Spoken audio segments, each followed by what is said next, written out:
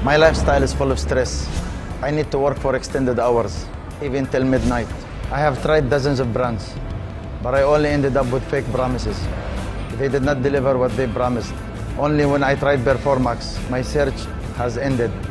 Performax is an energy booster. I felt much younger, and now I'm even recommending it for all my friends. Performax is the brand of choice.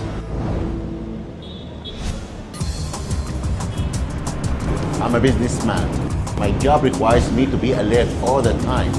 In the process, I start losing sleep, energy, and even my family was affected with my lifestyle by spending less hours with them. A friend of mine advised me to take a supplement that promises better sleep, enhanced mood, and overall health. I've already consumed 1 bottle of Performax, and already I see the positive effect. Now I can do my work better and at the same time spend time with my family. In addition to that, my doctor was surprised of my improved overall health. I have been in the food business for 10 years. I love food, I love to eat, but I want to be fit. I go to the gym every day, but I still lack of sleep, lack of energy. I cannot have this because of my business. Until I found a product called Performax. After I tried it, I can sleep well, I can go to the gym, I can work out.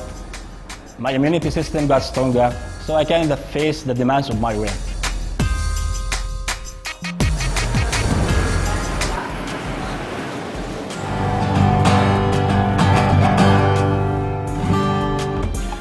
Alam nyo, bilang isang composer-producer, lagi na lang akong pagod sa gabi, lalo na sa pag-iisip ng mga awitin. Pero simula nung makilala ko tong Performax, talagang, alam nyo yun, biglang bumilis yung aking pag-iisip. Pag-gising ko sa umaga, sobrang fresh nung isip ko. Ang sarap mag-gitara, ang sarap mag-isip ng mga awitin. Pagkatapos ko mag-compose ng mga kanta, didiretso pa ako ng golf course yan. Maglalaro pa ako. Maghapon ako maglalaro. At pag hindi pa ako nakontento sa 18 holes, magte-36 holes pa ako. Dahil dito sa Performax, talagang nararamdaman ko yung liksi ng katawan ko at saka tibay ng tuhod.